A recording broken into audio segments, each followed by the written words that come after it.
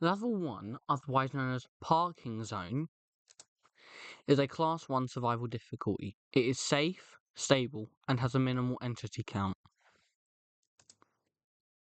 A typical parking garage, with concrete pillars, hanging fluorescent lights, and stairwells present at regular intervals. Though being a parking lot, the presence of cars is minimal, with roughly 5 cars present in any 100 square kilometre plot of the level at a time. Cars in a level have no brand nor license plates and are typically red, blue, white, or black in colour. All cars are faulty, but the alloy they are made of, a mixture of carbon, iron, platinum, and titanium, is a valuable metal which can be collected for weaponry or armour. This alloy is named Tripsy and is often traded for other items held in high regard. Oftentimes, puddles on the floor comprised of almond water will evaporate and condense into a thick fog, reducing visibility for wanderers who traverse through these parts. Curiously, these puddles never seem to fully evaporate, instead lingering permanently. Level 1 has a consistent and reliable source of electricity, both to the lights and to various outlets on the wall, which help many groups to survive. Due to the ease of reaching this level, many wanderers opt to either join or form a group to ensure their survival. Maintenance halls. Maintenance halls can be accessed by a jet black metallic door within the main section of level 1. The walls of these hallways replace the usual grey concrete for white walls, which may seem bright to many wanderers due to the contrast from the main area. Typically, objects such as plywood, toolboxes, and even whole tables can be found littering the floor. Fewer entities tend to reside in these halls compared to the main area. These halls usually contain items such as exposed wiring, faulty pipes, leaking almond water, and power boxes. Although they do have electricity coursing through them, these power boxes do not actually supply the electricity to the rest of the level, and instead seem to have no real purpose. Due to the environmental dangers, it is not recommended to shelter in any of these halls for an extended period of time. However, many wanderers may want to stay here briefly in the event a blackout occurs. Luxury lots. Large empty spaces, often filled with dense fog, a sizable section of level 1. Pipes, electrical outlets, and electrical boxes are all quite common to come across when traversing these luxury lots. Yet it is to be noted that most of these either lack any electricity or are incredibly faulty. One should always be wary that when operating such devices. However, even in the case where they are powered by electricity, the exact source of which these devices run on remains unknown, albeit it is presumed that it manages to generate its own power through alien ways. When electricity does course through these outlets and boxes, however, the voltage is extremely high, reaching output readings of up to a gigawatt. How these devices handle such amounts of power is unknown.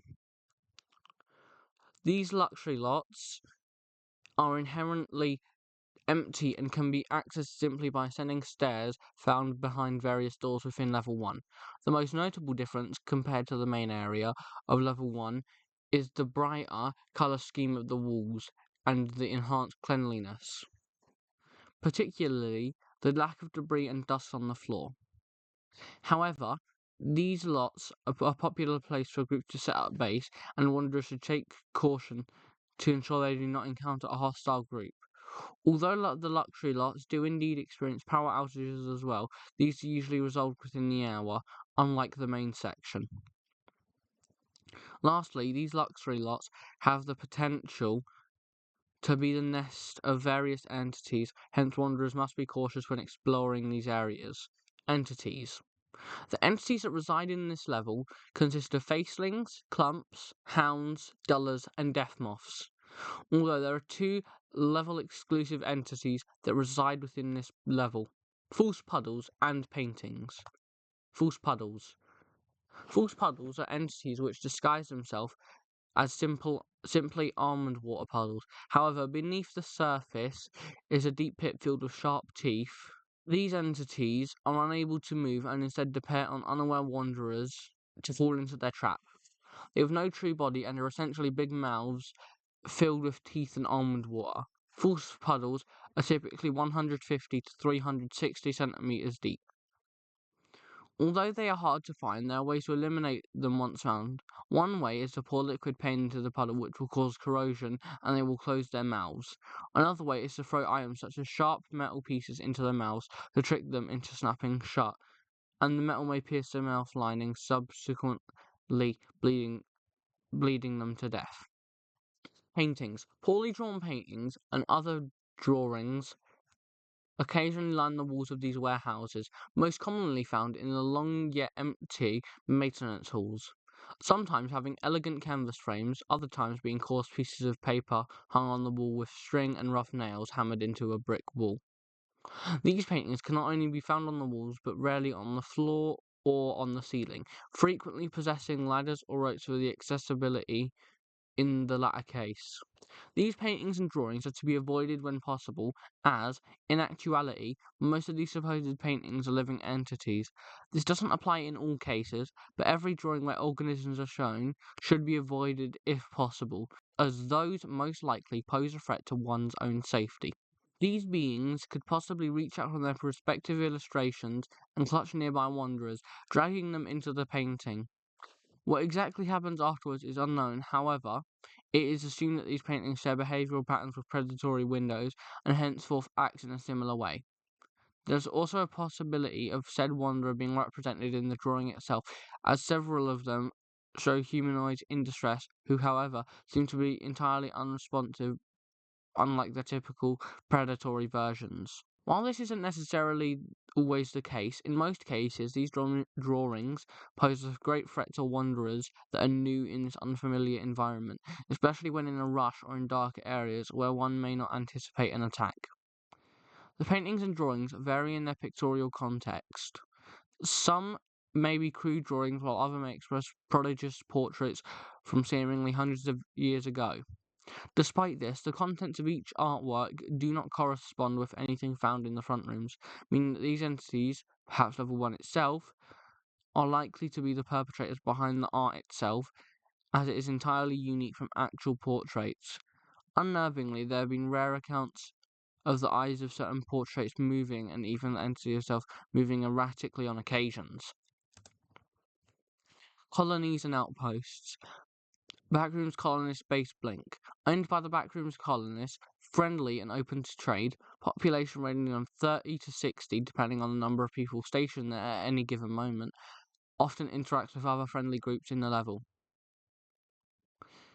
Cultus Sancti. Compromises of roughly 50 members, eliminated the Raiders to appease the Holy One. Sacrificial. Hostile to all who are not in their cult. Meg Base First Light. Has a member count of 60, guides lost wanderers to safety, open to trade. Entrances and exits. Opening doors in many levels has a small chance of leading to the level. Wanderers are able to enter this level from level 0 by walking up a flight of stairs. Unstable flooring in level 13, indicated by visible, odd textures the floor possesses, may lead wanderers to this level if they can no-clip through it. People may occasionally no-clip to this level from the front rooms instead of level 0. Wanderers can exit level 1 by simply continuing to explore, as it usually leads to level 2 or back to level 0 via staircases or hallways. An unlocked door may lead to level 2. The hub can be accessed from this level by walking up 2 flights of stairs and then immediately walking back down.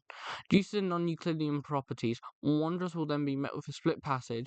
Wanderers must take the left hallway, then proceed with the right one. After doing so, they will come across a door labelled A and one labelled B. Enter the B door, then the A door on the other side. No clipping through walls that have outlets may lead to level 188. Thanks for watching. If you enjoyed, please like and subscribe, pretty please. Maybe even comment. Also, join the Discord server. it's gotten much better.